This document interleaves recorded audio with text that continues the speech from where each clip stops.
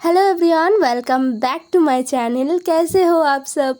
इतने दिनों बाद मिल रही हूँ आप सब से। कैसे हो ज़रूर बताना। और आज एक न्यू फैन फिक्शन लेकर आई हूँ। साथ में मेरा गला बहुत बुरी तरीके से ख़राब हो गया है, मतलब मुझे बहुत ज़्यादा ठंड लग गया है। एंड जिन लोगों ने भी इंस्टाग्राम पर मुझे पूछा था कि मेरा सफ़र कैसा था, तो मैं बताना चाहती हूँ कि बहुत ज़्यादा अच्छा था। हमने बहुत ही करीब से बालाजी महाराज को देखा, दर्शन किया उनका, तो बहुत ही अच्छा था। थैंक यू सो मच पूछने के लिए मुझसे। तो चलिए आज से एक न्यू फैन फिक्शन शुरू करते हैं। एंड गाइस, आज का पार्ट छोटा होगा क्योंकि यार मेरा ना पूरा दिमाग ही सटक गया है। मुझे पता नहीं क्यों इतना आलस आ रहा है ना वीडियो बनाने में। मैं 4-5 दिन हो चुका है मैं घर आ चुकी हूँ, बट यार मैं वीडियो मतलब बैठ ही नहीं पा रही हूँ। बैठ रही हूँ तो इतना आलस आ रहा है, इतना आलस आ रहा है कि क्या बताऊँ। आलस के चक्कर में मैंने वीडियो बनाया ही नहीं इन दिनों।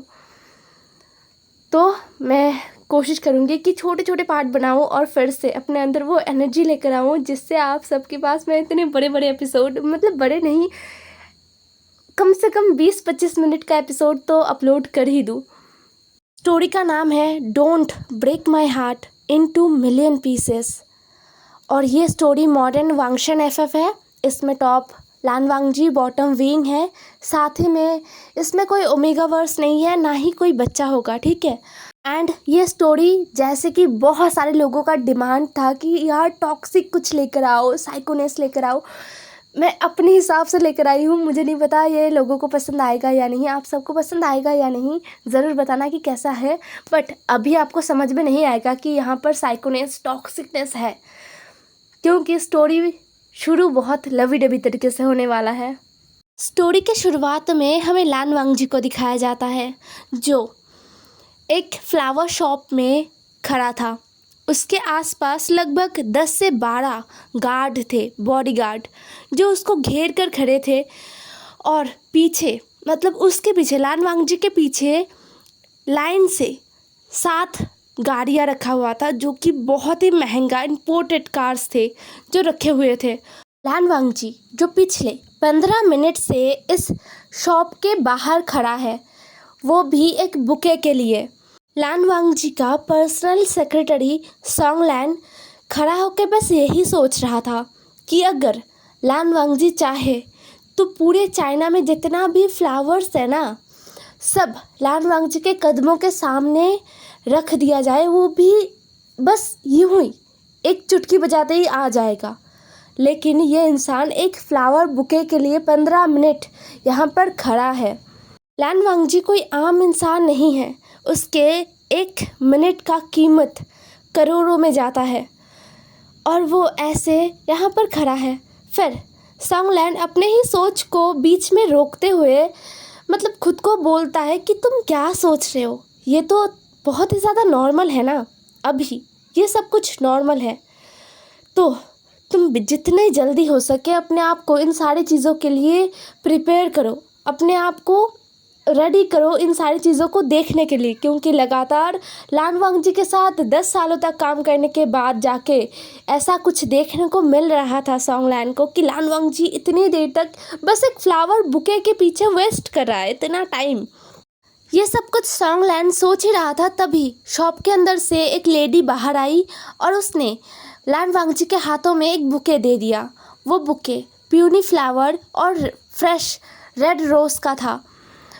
वो ना एकदम एक हार्ट शेप का बुके था। उसको बनाने के लिए ही 15 मिनट लग गया, मतलब ये तो बहुत ही कम टाइम लगा है, उससे ज़्यादा टाइम लग जाता। बट शॉप ओनर्स ने देखा कि यहाँ पर कितने सारे लोग हैं, मतलब उनको समझ में आ गया था कि यहाँ पर बिल्कुल भी टाइम वेस्ट नहीं किया जा सकता है, जितनी जल्दी हो सके बनाकर बस इनको भेज दो।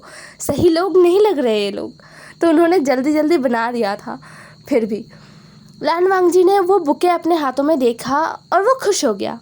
लान वांगजी उस बुके को लेकर घूमता है और अपनी गाड़ी में जाके बैठ गया, अपनी मर्सिडीज में जाके बैठ गया। सोंगलैन ने पे किया, उन लोगों को ज़्यादा पे किया था।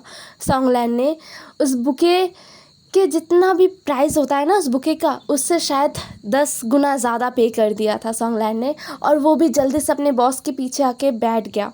मतलब लान वांगजी के पीछे वाले मर्सिडी में जाके वो बैठ गया था। फिर वहाँ से एक एक करके सारे गाड़ियाँ निकल गए थे। लान वांगजी सीधा घर पहुँचा। अभी अंधेरा हो रहा था, मतलब धीरे धीरे अंधेरा हो रहा था, एकदम शाम का टाइम था, सूरज डूब गया था, लगभग डूब गया था सूरज। लान वांगजी का पूरा घर लाइटों से एकदम चमक रहा था। ये कोई घर नहीं है, ये पैलेस है, एक बड़ा सा पैलेस जो कि लैंस का है, लैंस का पुश्तैनी घर। घर में पहुंचते ही लान वांगजी सीधा उस बुके को लेकर घर के अंदर चला गया था। बाकी सारे लोग घर के बाहर थे। लान वांगजी एकदम ही सीधा चल के ऊपर सेकंड फ्लोर पे गया। जाने के बाद एक रूम का दरवाज़ा ओपन किया। पूरा घर एकदम सन्नाटा था, एक भी इंसान दिखाई नहीं दे रहा था। सिर्फ लान वांगजी के कदमों का आवाज़ ही सुनाई दे रहा था उस घर में। लान वांगजी जैसे ही उस दरवाजे को खोलकर अंदर गया ना, वहाँ पर कोई था जो बैठकर पेंटिंग कर रहा था। वो इंसान जो पेंटिंग कर रहा था ना, वो इतने ध्यान से पेंटिंग कर रहा था कि मानो उसको होश ही नहीं कि कोई इस कमरे के अंदर आया है। और लान वांगजी ने भी उसको डिस्टर्ब नहीं किया। वो आराम से उसके पीछे खड़ा होकर देखने लगा कि वो क्या बना रहा है। लान वांगजी ने देखा पेंटिंग में एक बर्ड है, एक चिड़िया, जो एक बड़े से लगता है कि सोने का पिंजरा है, एकदम चमक रहा था। गोल्डन कलर से पिंजरे को बनाया गया था। उस पिंजरे में कैद है वो जो बर्ड है ना, वो बहुत ही ज़्यादा उदास है उस पिंजरे में, और वो निकलने की कोशिश कर रहा था, लेकिन वो पिंजरा बंद था, वो नहीं निकल पा रहा। पेंटिंग इतना ज़्यादा रियलिस्टिक लग रहा था ना कि लान वांगजी बस कुछ देर के लिए देखता ही रह गया। लेकिन वो इंसान जो कि पेंटिंग बना रहा था ना, एक ध्यान से अपना पूरा खो चुका था वो पेंटिंग में। उसके नाक में जैसे ही प्यूनी फ्लावर और रोजेस का सेंट आया ना, वो इधर उधर देखने लगता है। तभी उसका नज़र अपने पीछे पड़ता है और उसने देखा कि पीछे लान वांगजी है। तो वो इंसान ना लान वांगजी को देखने लगा क्वेश्चनिंग लुक के साथ। लान वांगजी ने जैसे ही उस इंसान का ऐसा लुक देखा ना, लान वांगजी हंस पड़ा। सच में लान वांगजी हंस रहा था, वो भी खुलकर। लान वांगजी ने वो फ्लावर उस इंसान के गोद में रखा और अपने घुटनों पर बैठ गया उसके सामने और बोला, क्या आज तुम पूरा दिन इसी रूम में थे और ये सारा पेंटिंग बना रहे थे? तो उस इंसान ने बस अपना सर नोट किया। वो इंसान जो कि प्यूनी फ्लावर्स और वो रोजेस उनको ही देखे जा रहा था और उन पर अपना हाथ फिराया जा रहा था। लान वांगजी ने कहा, क्या तुम्हें ये इतने पसंद है कि तुम इनको पाकर मुझे इग्नोर कर रहे हो? तभी उस इंसान ने उन फ्लावर्स को फेंक दिया। मतलब एकदम ही उसने अपने हाथों में उठाया और फेंक दिया, और फिर वो लान वांगजी की तरफ देखने लगा। लान वांगजी हंसा। लान वांगजी के फेस पर ना हंसी था। वांगजी ने कहा, मुझे पसंद है जब तुम अपने सारे फेवरेट चीज़ों को ऐसे फेंक कर मुझे देखते हो, अपने सारे फेवरेट चीज़ों को छोड़कर बस मुझे इम्पोर्टेंस देते हो। ये बोलकर लान वांगजी उठा और अपना हाथ बढ़ाते हुए बोला, विंग, चलो मेरे साथ बाथ लो। हम दोनों एक साथ एक अच्छा सा बाथ लेते हैं, फिर खाना खा के सो जाएंगे। वो इंसान, अब हमें पता चला कि वो विंग है। विंग ने अपना हाथ वांगजी के हाथों में दिया और वो उठ गया। लान वांगजी मतलब वांगजी विंग को लेकर सीधा अपने कमरे में, अपना जो बेडरूम है ना, विंग और वांगजी का जो बेडरूम है, वहाँ पर चला गया था। जाने के बाद वांगजी विंग के साथ एक बहुत ही इंटीमेटिंग बात लेता है, बट वहाँ पर बिल्कुल भी इंटरकोर्स उनका नहीं होता है, बट टचिंग होता है ओनली। फिर बहुत देर तक बात लेने के बाद वो दोनों ही नीचे आ गए थे। नीचे खाना ऑलरेडी सर्व किया हुआ था, बट एक भी सर्वेंट वहाँ पर नहीं था। कोई भी दूर दूर तक पूरे मेंशन में कोई भी नहीं दिख रहा था। लैंस का जो पुराना और पुश्तैनी घर है वो इतना बड़ा था, वो कोई राजमहल से भी ज़्यादा बड़ा होगा, इतना बड़ा एक पैलेस था। बट वहाँ पर अभी दूर दूर तक किसी को भी नहीं देखा जा सकता है। बस लान वांगजी और विंग थे। वांगजी और विंग बैठते हैं अपने अपने टेबल पर और खाना खाने लगते हैं। वहाँ पर बस वांगजी का पसंद जो है ना, उसको ही ध्यान में रखकर खाना बनाया गया था। सारा कुछ ब्लेंड था, सारा सब्जियाँ था और कुछ भी नहीं। और कुछ सूप से जो भी सेम वही वहाँ पर ना किसी मसाले को यूज़ किया गया था, ना ऑयल, ना कुछ स्पेशल, सब कुछ ब्लैंड और सब कुछ वांग जी का पसंदीदा। डिनर टेबल पर एकदम साइलेंस था। डिनर होने के बाद वांग जी फिर से विंग का हाथ पकड़ता है और विंग को लेकर ऊपर आ जाता है और फिर वांग जी विंग को अपने चेस्ट पर लिटा देता है। पूरे कमरे में डिम लाइट जल रहा था जिसमें एक दूसरे का फेस आसानी से देखा जा सकता था। वो दोनों ही एक दूसरे के बाहों में लेटे हुए थे। विंग वांग जी के चेस्ट पर अपना सर रख के बस बालकनी से जो बाहर का नज़ारा है ना वो देख रहा था और वांग जी जो कि एक हाथ में उसका टैब था, वो अपने टैब में कुछ देख रहा था ऑफिस का या फिर अपने काम का कुछ देख रहा था और एक हाथ से वो विंग का जो सर है ना उसको सहला रहा था, विंग के बालों के साथ खेल रहा था। विंग थोड़ा मूवमेंट करता है जिससे वांग जी अपना टैब बंद करके साइड में रखता है और विंग से पूछता है, क्या हुआ, तुम्हें नींद नहीं आ रहा? विंग ने कहा, आ रहा है नींद। विंग जो कि हकला रहा था, मतलब वो सही से बोल नहीं पा रहा था, बट वांग जी ने कहा, कुछ बोलना है तुम्हें? विंग ने अपना सर नोट किया और वो धीरे धीरे बोलना स्टार्ट करता है। उसने कहा, वो मेरे सारे फ्रेंड्स। विनिंग ये बोलकर वांग जी के आंखों में विंग देखता है। वांग जी के आंखों में ना कुछ अजीब सा था जो विंग समझ रहा था कि ये क्या है। विंग जल्दी से बोलता है, नहीं वो हुसैन और बाकी सब। विंग और कुछ बोलता उससे पहले ही वांग जी ने विंग को अपने नीचे एकदम नीचे कर लिया था और वांग जी विंग को मतलब अपने हाथों से ना विंग के दोनों बाजुओं को प्रेस कर रहा था जिससे विंग को थोड़ा सा पेन फील हो रहा था क्योंकि ये बहुत टाइट था।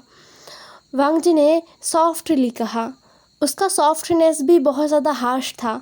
उसने सॉफ्टली कहा, तुम कल घर पर ही रहो और कुछ अलग अलग पेंटिंग बनाओ मेरे लिए, ठीक है? मैं कल ऑफिस से घर आने के बाद वो सारे पेंटिंग्स देखूंगा कि तुमने पूरा दिन क्या बनाया है।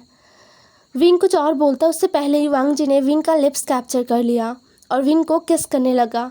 विंग जो कि इस किस को बिल्कुल भी करना नहीं चाहता था, बट वो वांग जी को मना भी नहीं कर पा रहा था।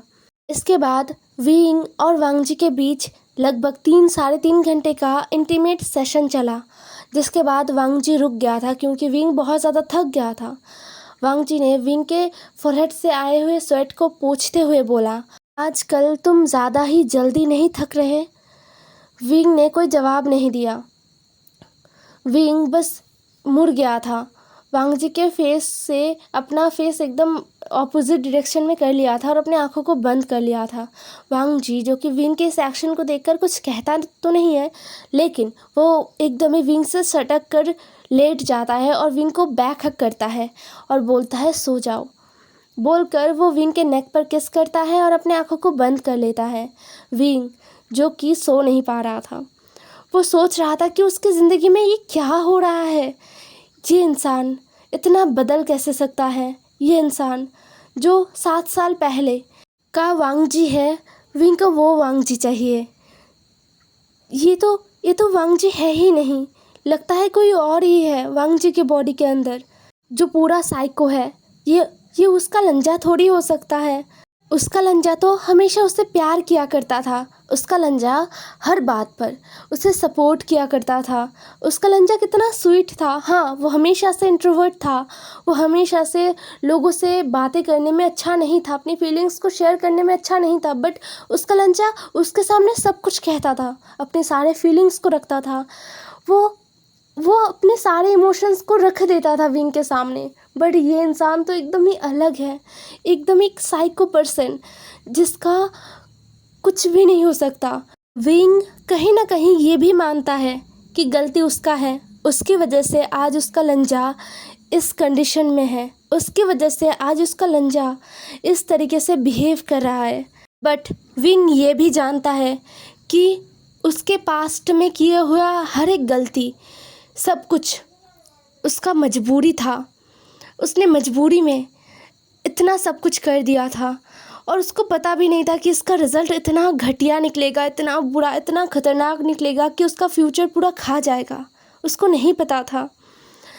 उसने बहुत गलत किया है, विंग ने बहुत गलत किया है, लेकिन जो कुछ भी शायद उसके साथ अभी हो रहा है ना, ये उससे ज़्यादा गलत है। और विंग प्रोटेस्ट भी नहीं कर पा रहा है। विंग यहाँ पर स्टक हो गया है। विंग को नहीं पता कि क्या वो कभी इस जगह से निकल पाएगा, क्या वो कभी लंजा को पहले जैसा बना पाएगा, क्या वो कभी दोबारा से एक हैप्पी लाइफ जी पाएगा, विंग को नहीं पता है। हे गाइस, आज का एपिसोड यहीं पर ख़त्म होता है। आई नो आज बहुत ज़्यादा कन्फ्यूजन है इस एपिसोड में, बट धीरे धीरे सब क्लियर हो जाएगा। और ज़रूर बताना कि ये फैन फिक्शन आपको कैसा लग रहा है। आपको क्या लगता है कि वांग जी के साथ क्या गलत है और विंग ने ऐसा कौन सा गलती कर दिया है अपने पास्ट में कि वो अपने फ्यूचर को नहीं संभाल पा रहा है। ज़रूर बताना कमेंट में। बाय बाय, कल मिलेंगे।